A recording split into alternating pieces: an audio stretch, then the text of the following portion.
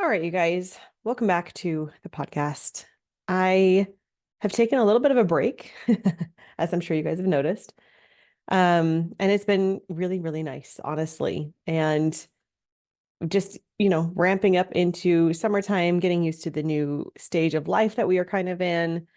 And it's been awesome. And I've also been super excited to get back to the podcast. There's definitely a couple things that have been on my mind and on my heart, and I'm super excited to kind of get that out there and help and support more people. So this podcast, I can see it being a part of a series over the next little bit, as I have been thinking about considering more of the youth and also people that are just feeling very, very stuck and are not very familiar with thought work or coaching or emotion work, and how to help more people at the very, very beginning. There is definitely a lot of stuff that is going on right now. And I hear over and over again, how do I get started in this?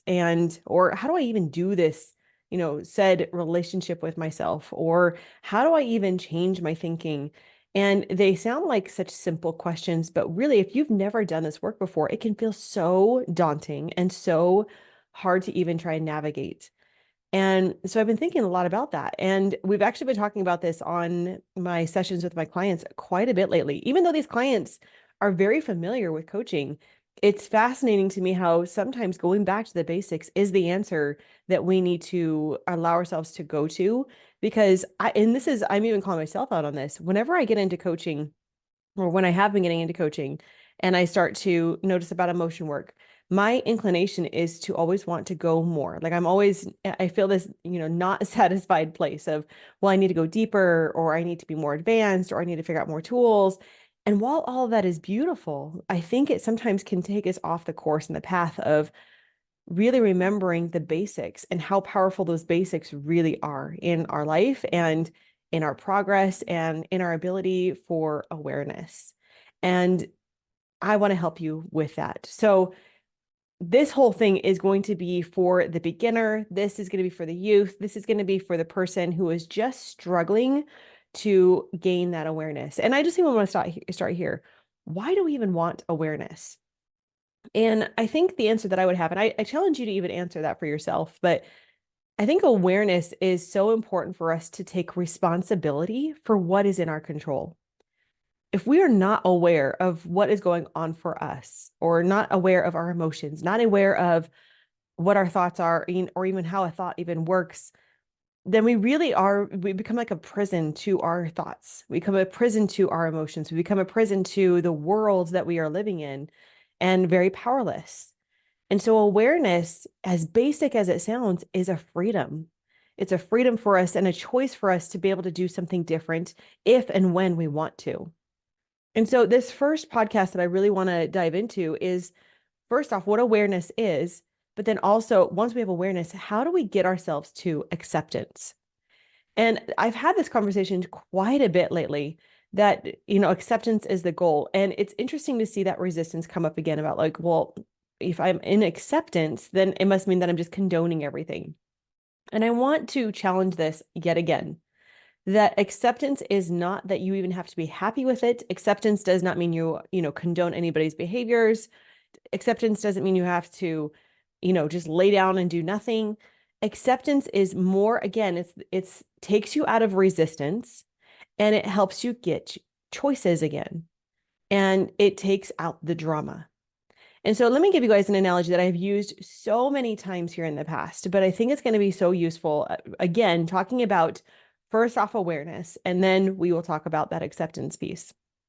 So there's been some people that I've been talking to lately who are really struggling with their relationship in their world. They're feeling very lonely. They're feeling very, I would even use the word depressed, don't like themselves. And they even use the terms of, I just don't think I deserve happiness. I don't think I'm ever enough. No one ever really likes me.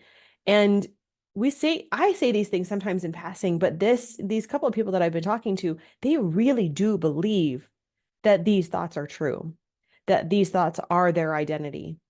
And so one of the first things that I offered up to them is, first off, just this breath. to just help them to realize that they are normal, that these thoughts that you are having, we sometimes like I have so much fear around the thoughts that we're having of like, I can't believe that I'm saying that I'm not enough, or I can't believe that I'm saying I don't deserve happiness. And we almost like demonize our thoughts. And one of the first things I would offer, and I have offered to these people, is your thought is just a thought. Who is that voice inside of you that is saying this thing? Because it's not you.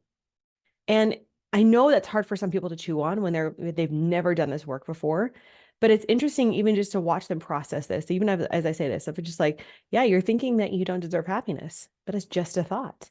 So who is that thought, or who is that thing inside of you that is saying that thought? And of course, the classic is, I don't know, but it's just helping them to see the space between the thoughts that they have been choosing and who they really, really are. I think the hard part for a lot of us is understanding that we are choosing to think those thoughts. And how is that true? Because again, I don't think we can actually control every thought that comes into our mind. I don't think that's possible. And I think that's where sometimes people get caught up in coaching, is they're thinking they should be able to control everything that comes into their mind. I would like to offer that that's not the goal. The goal after that is your reaction, your response to that thinking. That is what is in your control. Your brain is programmed to take care of you. Even if it's being so mean, it really does feel justified in why it's saying those things. So it's actually having more compassion and appreciation for this brain of ours. When it is offering up that you don't deserve happiness, it's more of like, I see you. I see you, brain. I see you trying to help me out with this. And how is it trying to help us out with that? I think sometimes we're like, how is that helpful? Well, again, it doesn't want to be wrong. So if you believe that you're not worthy, that you're not valuable, then that thought solidifies more of that other story. So it is actually doing its job. It does think it's supporting you because we don't want to be wrong.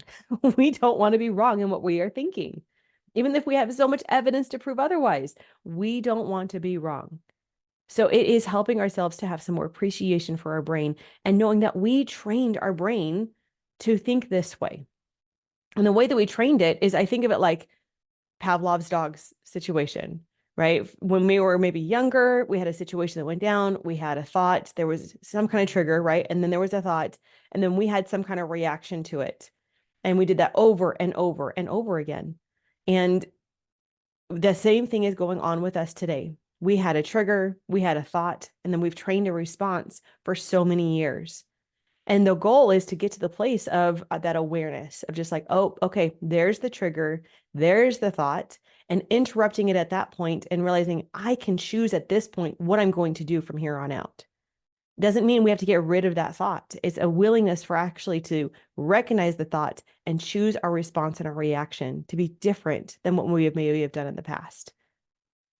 Our thoughts are just thoughts. And I say just, but really, there is no drama. We create the drama. Our thoughts are just sentences.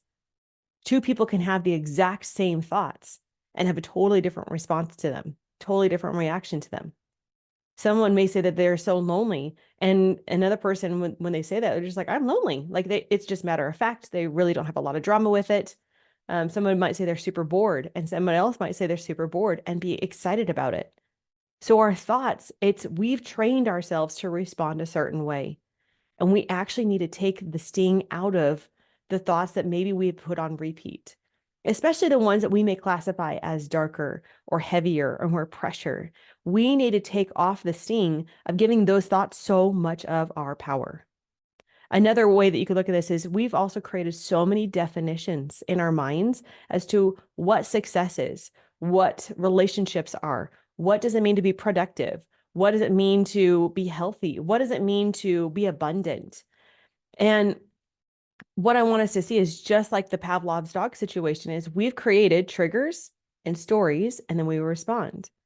But your stories are just stories. What you believe success entails is your choice. You decided that. And so it's becoming aware of those stories. Well, I thought that success equaled that I had to work so many hours. Well, you chose that at some point, but is it useful? Now that you were aware of it, do you like that definition? And then helping yourself to change and try and do something different if it doesn't support you anymore. So here's the analogy that I was talking about before. I know I went off on a little bit of a tangent there, but And like I said, I've used this many times and I think it's so useful. So let's say that someone is struggling with this, their relationship with themselves and thinking that they do not deserve any happiness. Well, I want you to picture that as a beach ball, right? We have this beach ball of a story that says, I don't deserve any happiness. Well, for the longest time, maybe 35, 40 years, this said person has been inside the proverbial pool and looking at this story and shoving it down underneath the water. For one, maybe out of shame of like, I can't believe I'm thinking this thought. It's so bad of me, or just in shame in general of just like, believing this thought and then, not wanting to show it to anybody else. And it's taking so much effort and time. And there might be some elements of, I've got to fix this. I don't want to do this anymore. But notice the focus and the energy is all of us shoving down that beach ball, that story underneath the water. Well, in order for us to be able to have awareness and have acceptance, the goal is not to get rid of this beach ball. The goal is not to be able to think positively all of the time, right? That's that toxic positivity that people are talking about. The goal is actually to get to the place where we can actually let that beach ball float up on top of the water. It's still going to be in the pool with you. We're not trying to get rid of it. Now, it might on its own not become a focus anymore because we're not giving it so much of the attention, but that is not our agenda. Our agenda is just to take the focus and the energy off of that story. So it's almost like you're picturing this ball coming out of the water and letting it just float, hands off. You can watch it, you can observe it, but we are no longer attached to or feeling this pressure to do something with that beach ball. Now, I will tell you this anytime I do this with my clients, this is such an unfamiliar, uncomfortable feeling to do. And I can understand why. For one, it's so uncomfortable for us to keep pushing down that beach ball, right? That's a lot of effort and a lot of time. And anytime we take off that pressure and let it float up, it does not feel very comfortable. It's not our normal way of responding. We're so used to pushing things down. Even though that's not very comfortable, that is comfortable. That's how we've done it in all the years past. So it's kind of going into this with the understanding of like to change, it means to do something different, which means it's going to be unfamiliar and it's going to feel uncomfortable. Letting this ball that you've been so resistant to now float freely on top of the water is going to feel very uncomfortable. But that's what's beautiful about this. We're changing your triggers. We're changing your response to this. You no longer have to focus and fix and, you know, um, obsess over this beach ball. It's more of like, okay, so this one can float on top of the water, but look how much of the pool is still now available. What else do I want to add to this? And this is where the acceptance comes in. Of just the acceptance is that this beach ball does exist. Acceptance is I don't have to like it. I don't have to enjoy it. It's more of the observance of like, oh, there's that beach ball floating on top of the water. Oh, there's that story that keeps popping into my mind. And it's just accepting it. And it helps us to take the drama out. Our brain loves drama. It loves to double down. Again, like I said, it doesn't want to be wrong. But the more willing we are to be wrong about the stories that we've been telling ourselves, again, that's the freedom that I was mentioning before. Freedom comes from acceptance, awareness, and the willingness to be wrong. If we have to be right about these stories, right? Like, let's just say that you say, I don't deserve any happiness, and you shove that down into the water and you have to be right, then you really kind of dig yourself further and further into the hole. And you kind of basically are relying on everybody else to do the work for you because you're so consumed with just obsessing over that thought. You have to be right. So the more willing we are to be wrong, that's allowing that ball to float up to the top and float on top of the water. And just being willing to observe it, to experience it, and then talk about that choice. The choice then becomes, what else do you want to try? What else would feel more useful to add into this pool? We're not going for perfection. We're not going for just positivity. It just is, it's working on our thoughts and the choices that we want to have. So let's even say, let's go to the other side of this of, what, and this is what typically most people do is they say this thought of like, well, I just don't deserve any happiness. And they think that the other ball that they want to put into the water then is, oh, I do deserve happiness. And you can try it. There's some people that can get some massive traction with that. They will try the opposite, try throwing it into the water and letting them experience this. But for me, I noticed that I struggle with that a little bit more. And I notice a lot of my clients struggle with that a little bit more. So try it for yourself. But if you struggle with believing it, you're not alone. It's not a problem. It's just more of like we have one side of a cliff and here's the other side of the cliff. And we need to help build a bridge to kind of get us to the other side. So maybe the ultimate goal is to get to the place that I do deserve happiness. But to get us to the other side, to me, is helping us to become the observer and to notice those thoughts of just like, oh, there I go thinking the thought, I don't deserve any happiness. And that's okay. Notice we're not trying to convince ourselves to think any differently. We're not trying to convince ourselves that, oh, you are such a good person. You do deserve happiness. It's more, again, of acknowledging you are not your thoughts. You're not these beach balls. How could you be these beach balls? You're experiencing these beach balls in the pool. You are experiencing your thoughts and your emotions in this life. You are not your thoughts and you are not your emotions.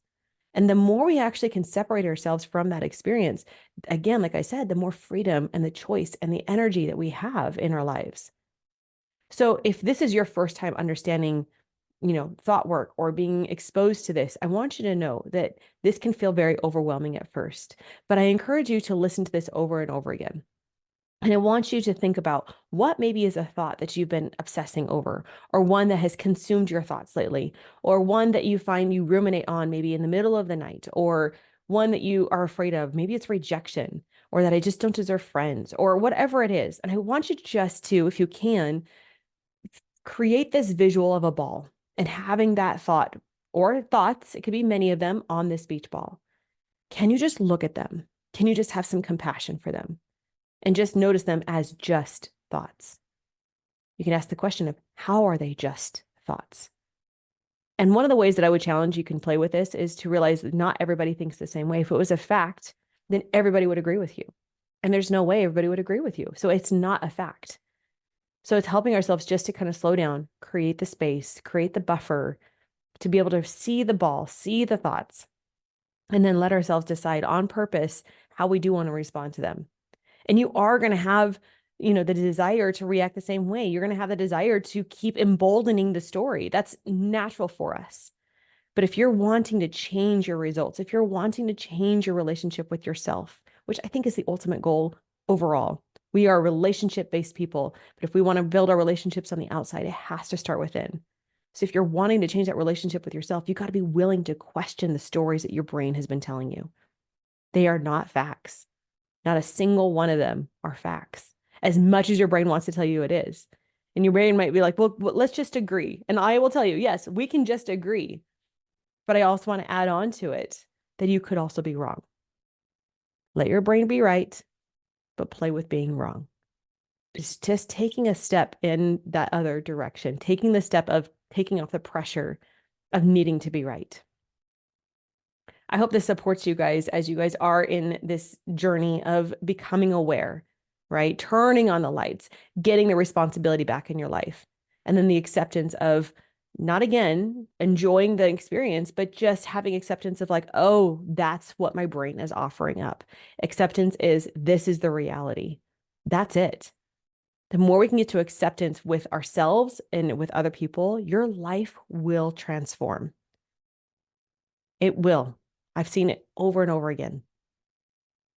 So the challenge is to go put this into practice. See the beach ball thoughts that maybe you've been pushing down. Be willing to question them. Be willing to experience them in a new way. And decide maybe what other beach balls you might want to try putting into the water. And it may take you a little bit, but that's all part of the process. You're not meant to be perfect with this. You are a human. And if you need support in being able to have those beach balls come up out of the water and not be this overwhelming, frantic, panicky place, then I would love to support you in that process. But if not, it's okay. Trust yourself too. Trust you have a Heavenly Father that is there too. I love to think of, I always am putting him into these visuals for myself of, and it sounds, I don't know, maybe it's sacrilegious. I don't know, but I love to even think about putting him in the pool with me and saying like, hey, help me with this ball. Help me with this thought. Help me with this emotion. And man, it changes my relationship with him. All right, you guys, come back next week as we explore more of these basic foundational tools that will help you with that awareness and acceptance and ultimately that relationship with yourself. You guys all deserve happiness. It's okay if you don't believe me right now, but everybody deserves happiness. All right. We'll talk to you a little bit later.